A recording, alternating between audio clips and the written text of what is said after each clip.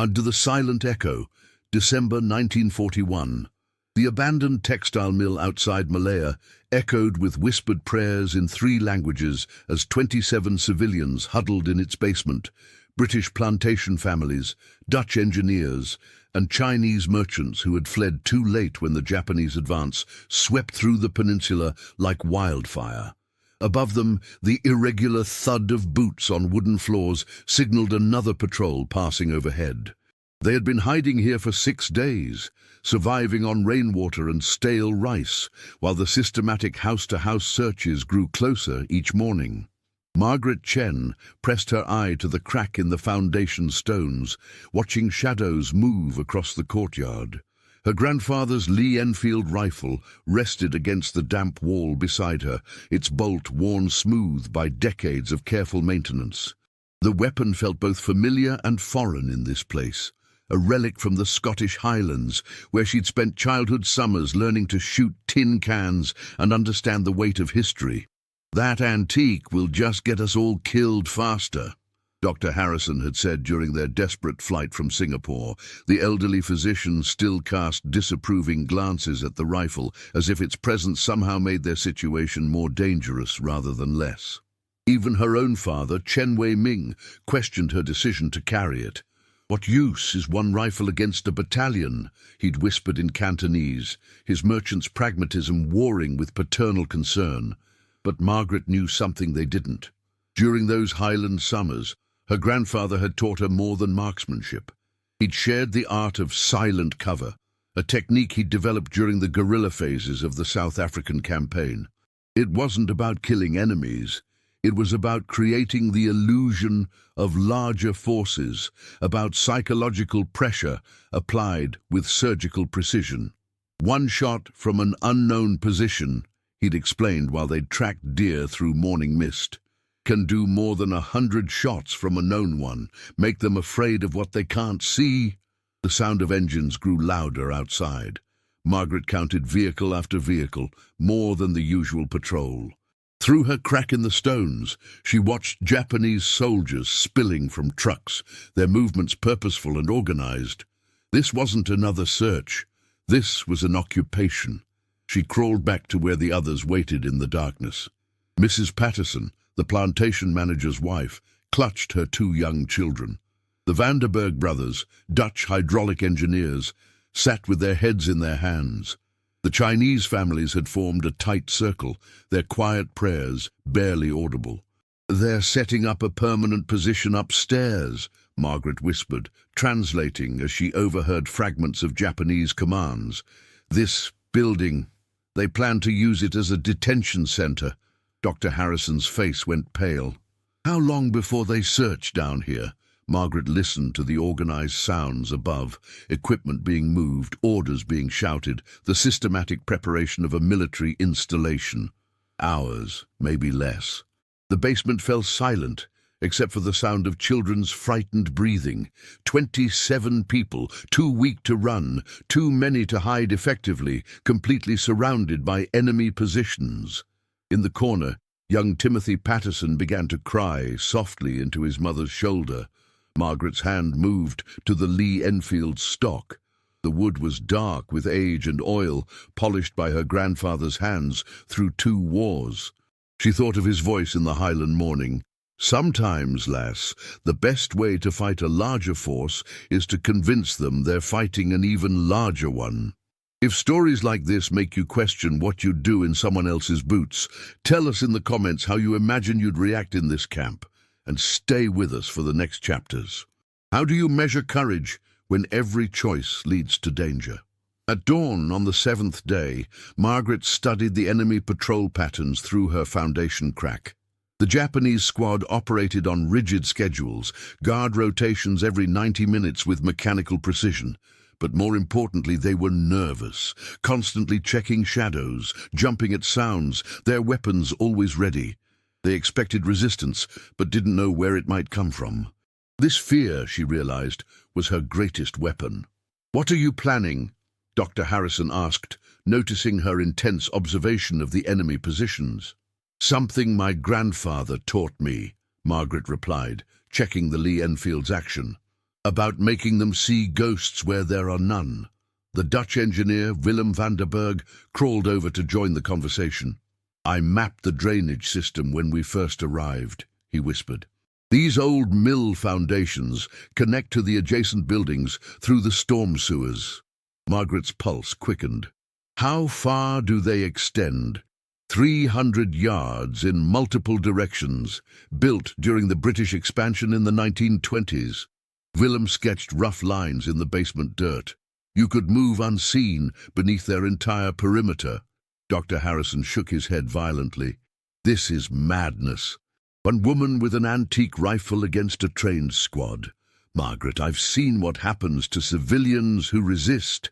They don't just kill you, they kill everyone associated with you." In the corner, her father listened silently to their English conversation.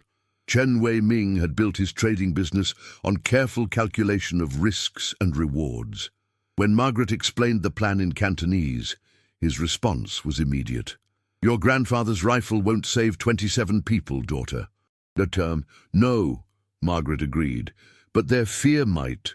She began preparing for what her grandfather would have called a phantom engagement. The goal wasn't to defeat the enemy, it was to convince them they faced a threat large enough to warrant calling for reinforcements, shifting their focus from civilian detention to tactical defense. Above them, the sounds of military preparation continued. Radio chatter, equipment being positioned, sentries being posted.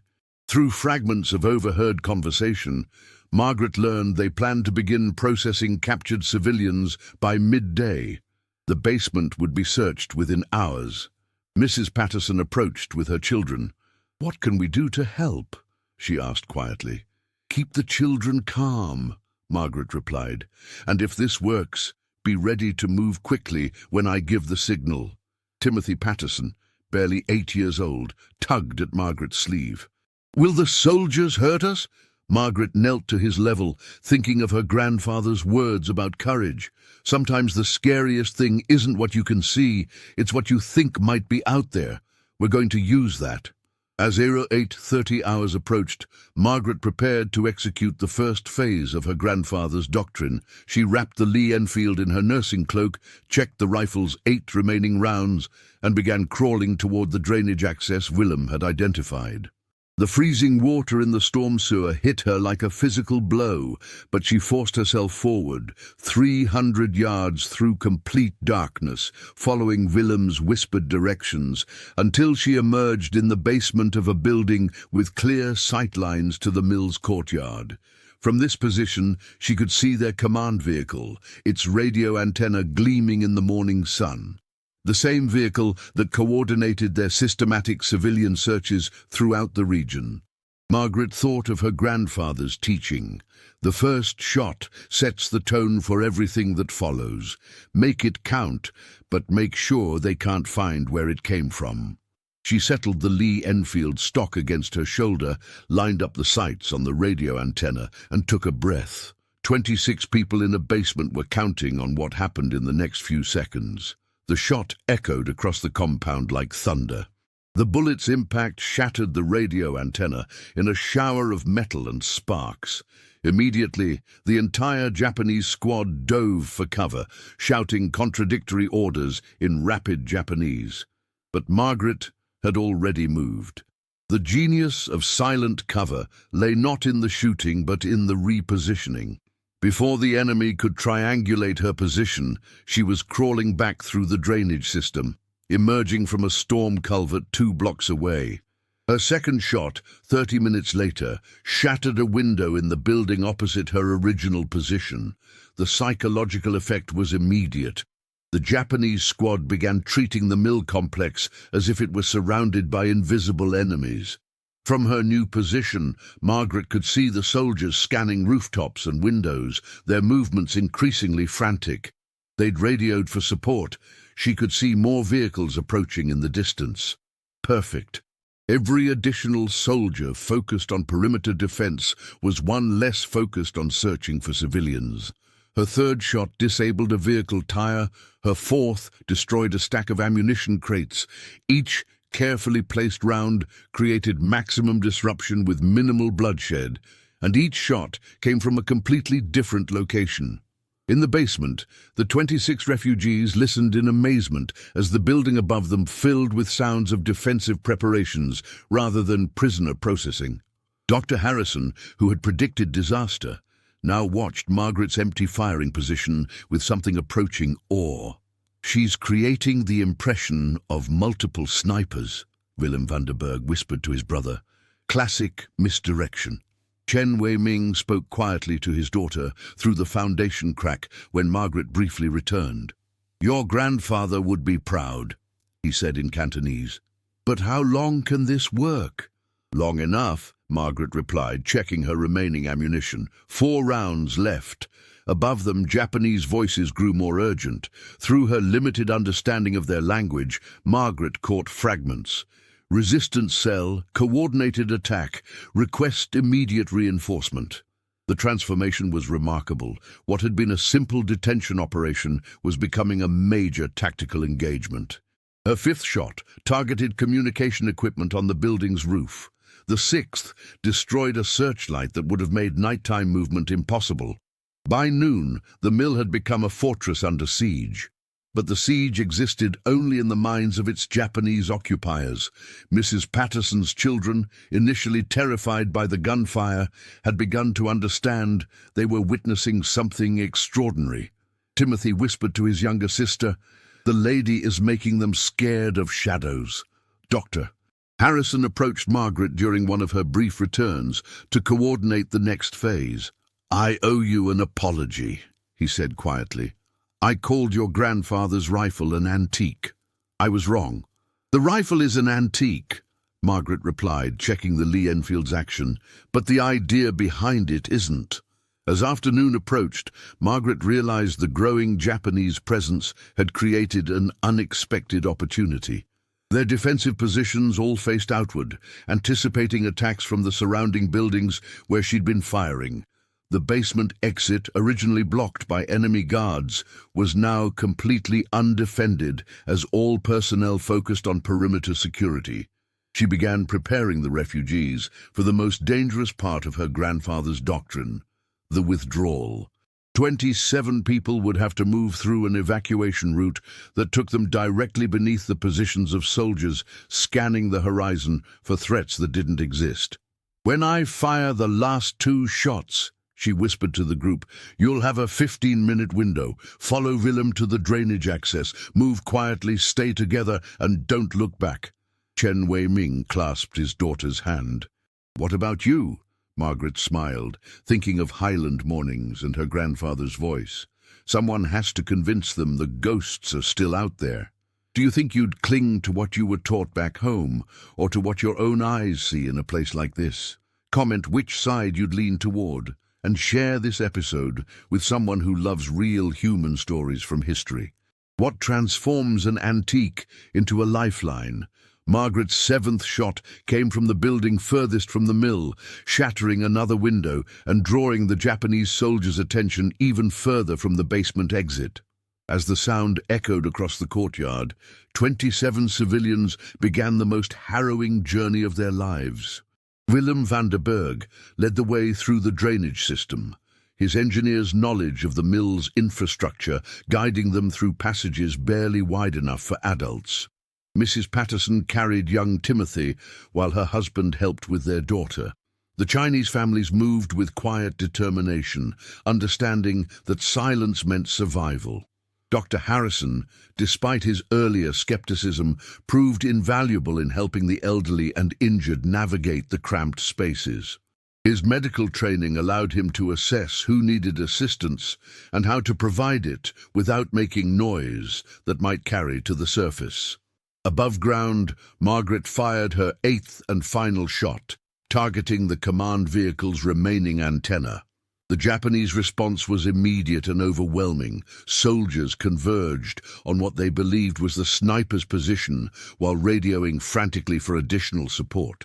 But by then, the refugees were already 300 yards from the mill, emerging from a storm drain behind a Buddhist temple that had been abandoned since the invasion began. Willem's knowledge of the local infrastructure had proven as valuable as Margaret's understanding of psychological warfare. The group moved quickly but carefully through the temple grounds. The elderly Buddhist monk, who still tended the shrine despite the occupation, saw them but said nothing, simply pointing toward a path that led to the jungle's edge. Margaret caught up with them as they reached the first line of trees. Her grandfather's Lee-Enfield was now empty, but its purpose had been fulfilled. Behind them, the mill buzzed with activity as Japanese forces prepared for a siege against enemies who had vanished like morning mist. "How far to British lines, Doctor?" Harrison asked, his earlier pessimism replaced by cautious hope. 15 miles through jungle," Willem replied. "But we know these paths. My brother and I surveyed this entire region before the invasion."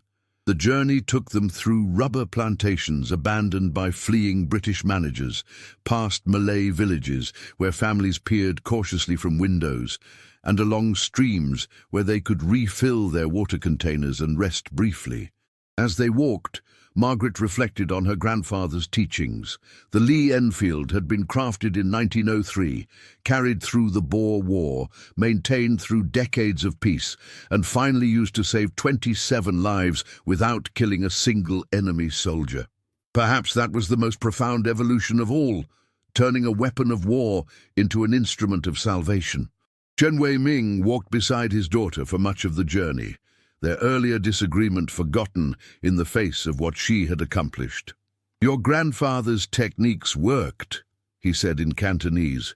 "But how did you know they would translate to this war?"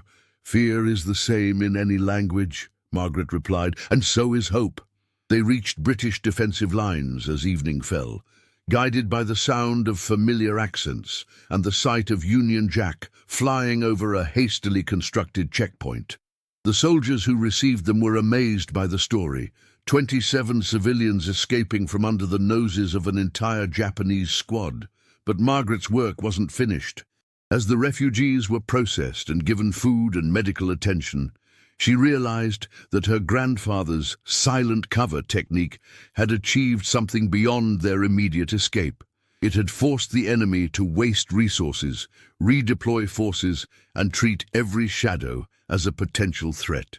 The intelligence officer who debriefed her was particularly interested in the psychological aspects of the operation. "You created the impression of an organized resistance cell," he said.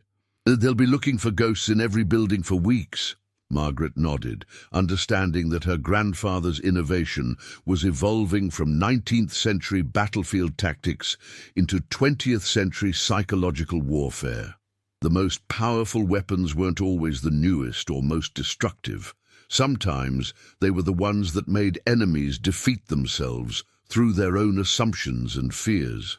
3 months after the escape, Margaret found herself in a military intelligence office in Calcutta, staring at a document that changed everything she thought she knew about their operation.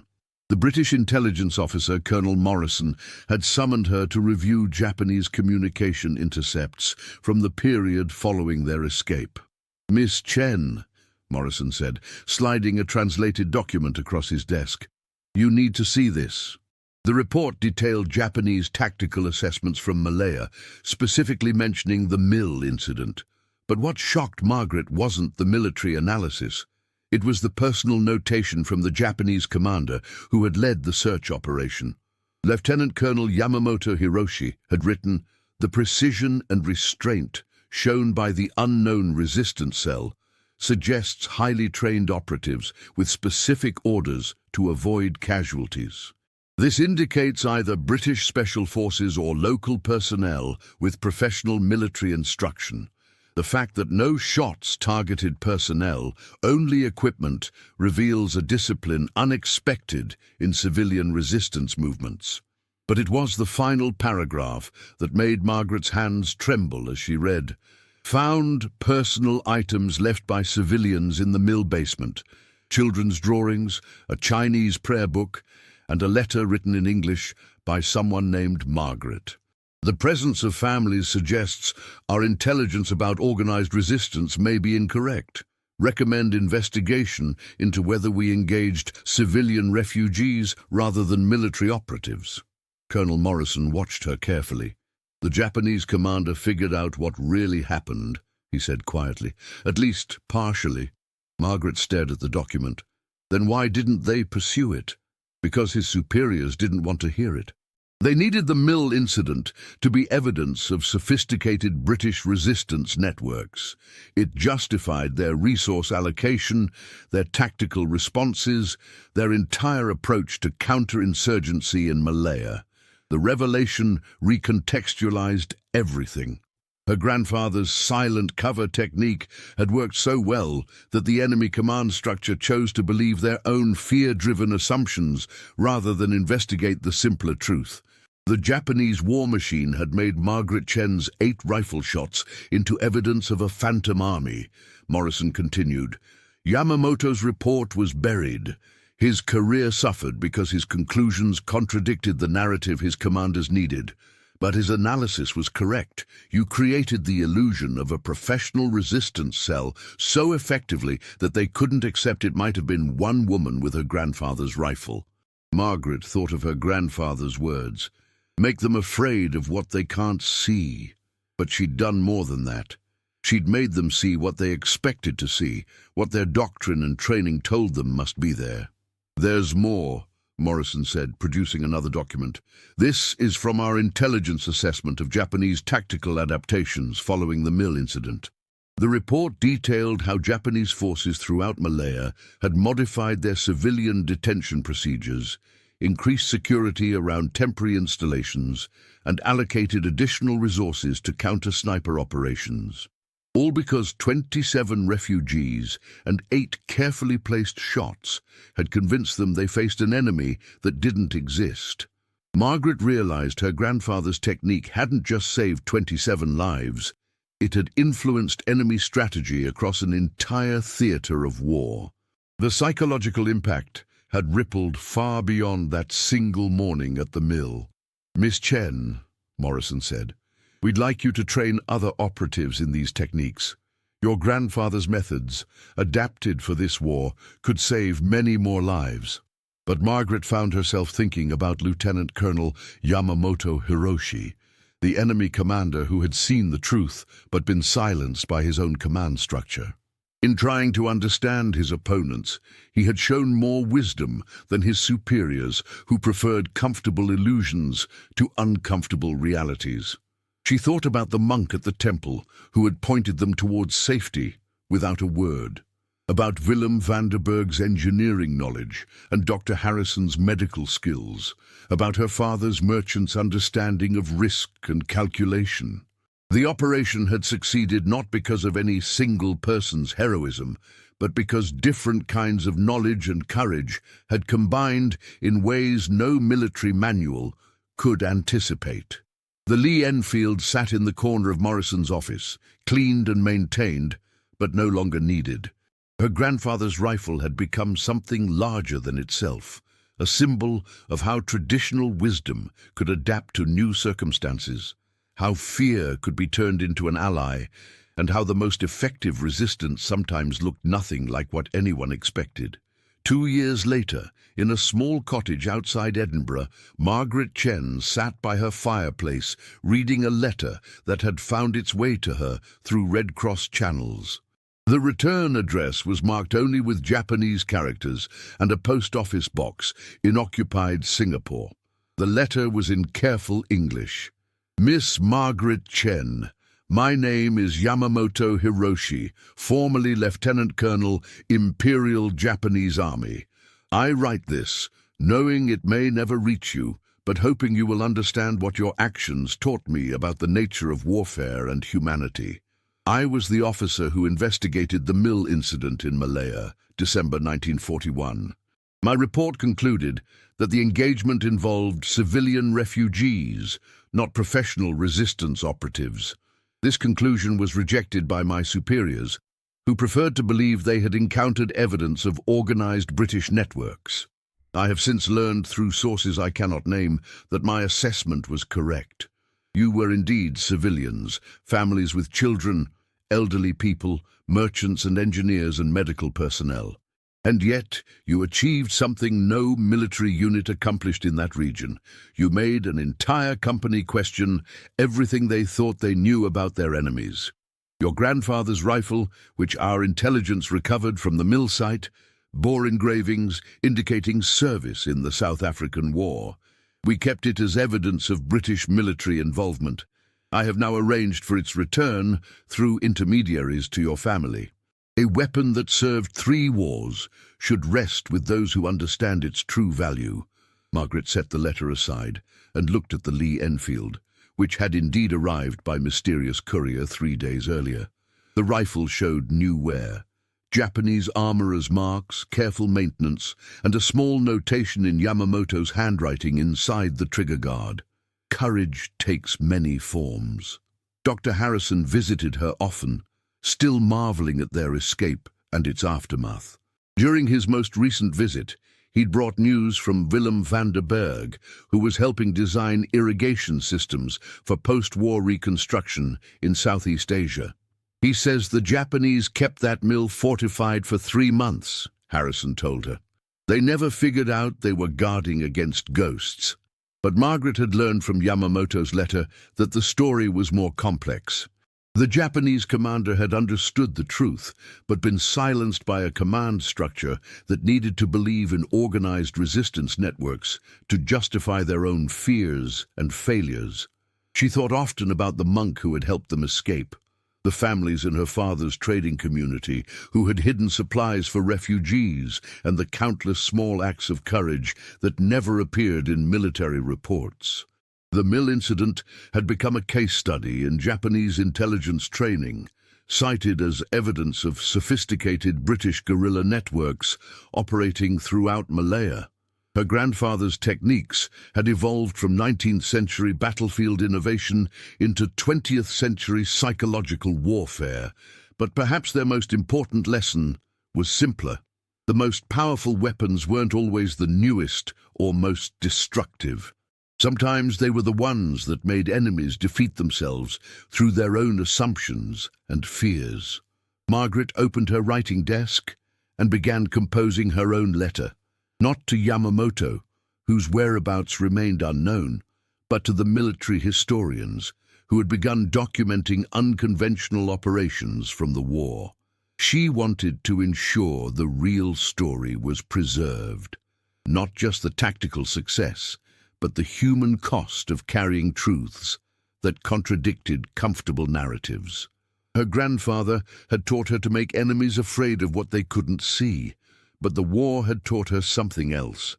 Sometimes the hardest enemy to face was the truth about yourself, your side, and the moral complexity of survival in impossible circumstances. The Lee-Enfield rested against her mantelpiece now, cleaned and oiled, but no longer needed for war. Sometimes, in the Highland evening light, she could still hear her grandfather's voice. 1 shot from an unknown position can do more than 100 shots from a known one. But she understood now that the most important shot was often the one you chose not to take, the moment when you realized that your real enemy might be your own assumptions, and your greatest victory might be helping others find their way home. The 27 refugees had all survived the war. Their children would grow up in a world where the mill incident was remembered, if at all, as a footnote in intelligence reports. But Margaret would always carry the memory of that December morning when fear and hope had balanced on the edge of 8 carefully placed shots, and wisdom had mattered more than firepower. If this story reminded you that even in the darkest times, small acts of humanity still matter, subscribe to the channel, tell us which country you watch from, and invite someone to revisit history with us in the next story. What would you choose to remember? The weight of the rifle, or the lightness of 27 people breathing free?